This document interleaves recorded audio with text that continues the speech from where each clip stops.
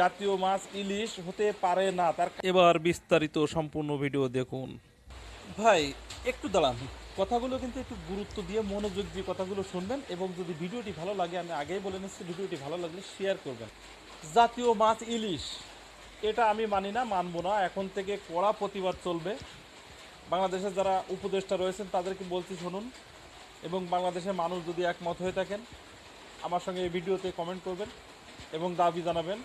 জাতীয় মাছ ইলিশ হতে পারে না। তার কারণ শুনুন, কারণটা হচ্ছে যারা নিম্ন আয়ের মানুষ এবং মধ্যবিত্ত পরিবারের যারা মানুষ, এরা কিন্তু এই ইলিশ মাছ খেতেও পারে না, এর ধারেও যেতে পারে না।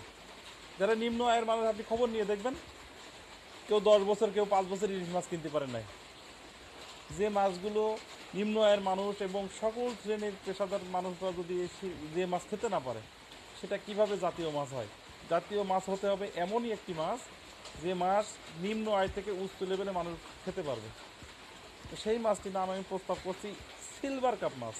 চেনেন তো সিলভার কাপ মাছ? দেখতে একই রকম, দেখতে প্রায় সেম। সকল শ্রেণী পেশার মাছগুলো কিন্তু এই সিলভার কাপ মাছ খেতে পারে।